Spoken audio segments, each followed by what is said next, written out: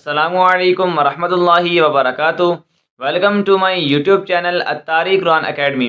آج انشاءاللہ ہم مدنی قاعدہ لیسن نمبر 20 اس کا پارٹ 4 پڑھیں گے۔ تو اس کو پڑھنے سے پہلے اگر آپ نے پچھلے اسباق کو نہیں پڑھا، پہلے پچھلے اسباق کو کمپلیٹ کیجئے۔ تمام ویڈیوز کا لنک ڈسکرپشن میں موجود ہے۔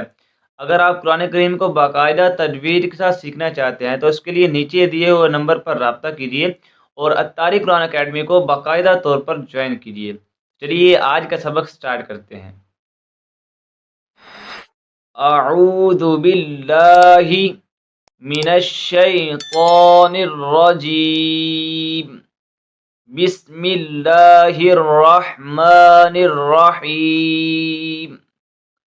سبق نمبر 20 متفرق قواعد۔ پچھلی ویڈیوز کے اندر ہم اظہار مطلق، سکتہ اور یہ صاد کو جو پڑھنے کی صورتیں ہیں اس کے بارے میں ہم جو ہے پڑھ چکے ہیں۔ آج انشاءاللہ ہم آگے بڑھیں گے۔ یہ لائن آج ہم نے انشاءاللہ پڑھنی ہے، تو اس لائن کو پڑھنے سے پہلے اس کو جو پڑھنے کے رولز ہیں، جو قواعد ہیں، آئیے ان کو جانتے ہیں۔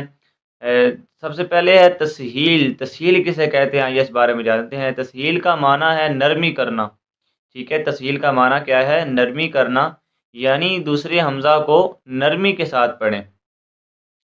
قرآن پاک میں صرف ایک کلمے میں تسہیل واجب ہے، ٹھیک ہے۔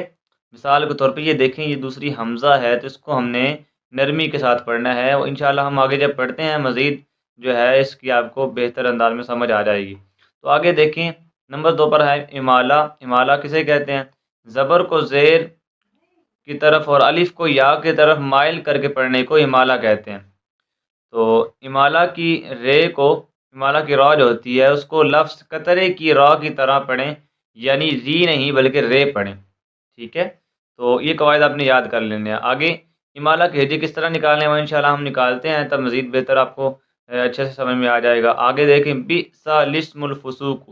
اس کے ہجوں کے بارے میں یہاں کلام ہو رہا ہے کہ اس کلمے میں لام سے پہلے اور لام کے بعد دونوں الف نہ پڑھیں بلکہ لام کو زیر دے کر پڑھیں، ٹھیک ہے۔ جیسے یہ ایک الف ہے اور یہ الف ہے، ان کو نہیں پڑھنا بلکہ یہ لام کے نیچے جو زیر ہے اس کو اس طریقے سے پڑھنا ہے، ٹھیک ہے۔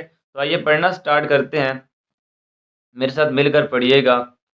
حمزہ زبر ا، حمزہ عین زبر آ، ٹھیک ہے۔ اچھا، اب بعض لوگ اس کو نا پڑھ رہے ہوتے ہیں، ٹھیک ہے۔ اگر ہم اس کو ایسے پڑھیں تو پھر دوسرا حمزہ بھی اپنی پوری صحت کے ساتھ ادا ہو رہا ہے، پھر تو یہاں تسہیل ہو گئی نہیں، ٹھیک ہے۔ تسہیل کا معنی یہ ہے کہ نرمی کرنا ہے۔ جو دوسرا حمزہ ہے، یہ جو دوسرا حمزہ ہے اس کو ہم نے نرمی کے ساتھ پڑھنا ہے، ٹھیک ہے۔ تو ہم اس کو نرمی کے ساتھ پڑھیں گے، کیسے پڑھیں گے؟ جیسے نہیں پڑھیں گے بلکہ ہم اسے پڑھیں گے ٹھیک ہے۔ اس کے اندر یہ دوسرا حمزہ بھی ادا ہو رہا ہے۔ تو آگے جیم زبر جا، جا، میم یا زیر می، اعجمی، یا واو دو پیش یوں، اعجمی یوں، واو زبر و، عین زبر ع، را زبر را، وعر۔ یہاں پر ہم نے اسکپ کیا ہے، واو کو پڑھ کے عین کو پڑھ کے آپ اس طرح بھی پڑھ سکتے ہیں، پیچھے سے بھی ملا سکتے ہیں، جیسے اعجمی یوں را زبر را۔ ہم پہلے اس کے ہجے نکالے، ہم پہلے وعربی اس کے ہجے نکالیں گے، اس کے بعد جو ہے ہم جو ہے اس کو ساتھ ملا کر پڑھیں گے، ٹھیک ہے۔ عین زبر ع، را زبر را، عر، با یا زیر بی، عربی، یا دو پیش یون، عربی یون۔ اب ہم اس کو ملا کے پڑھیں گے، اعجمی وعربی۔ یہ ہے تسہیل، ٹھیک ہے۔ آگے انشاءاللہ امالہ کے بارے میں پڑھتے ہیں۔ امالہ کا قاعدہ ہم نے اوپر پڑھا کہ زبر کو زیر اور الف کو یا کی طرف مائل کر کے پڑھنے کو امالہ کہتے ہیں۔ تو آئیے اس کو پڑھتے ہیں، میم جیم زبر مج،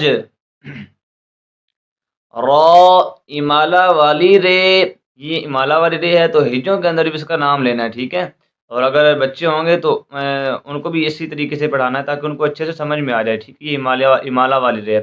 اس کو آپ ایسے نہیں پڑھیں گے را کھڑا زیر رے، ٹھیک ہے، یا را کھڑا زیر ری، اس کو ایسے ہی نہیں پڑھیں گے، بلکہ ہم اس کو اس طریقے سے پڑھیں گے را امالہ والی رے. رے دیکھیے کچھ لوگ اس کو ری پڑھ رہے ہوتے ہیں، اس کو ری نہیں پڑھنا، یہ امالہ والی رے ہے تو اس کو ہم قطرے کی رے کی طرح پڑھیں گے، ٹھیک ہے. را امالہ والی رے مج رے ہا الف زبر ہا مج رے ہا. اس قاعدے کو ہم نے اچھی طریقے سے یاد کر لینا ہے، اور قرآن پاک کے اندر یہ جہاں یہ حرف آئے گا، یہ کلمہ آئے گا تو وہاں پر آپ نے امالہ کرنا بھی ہے، ٹھیک ہے. یہ یہاں پر نیچے لکھا ہوا ہے بھی ہے کہ پارہ 12 سورۃ الہود کے اندر یہ کلمہ آئے گا. آگے بڑھتے ہیں.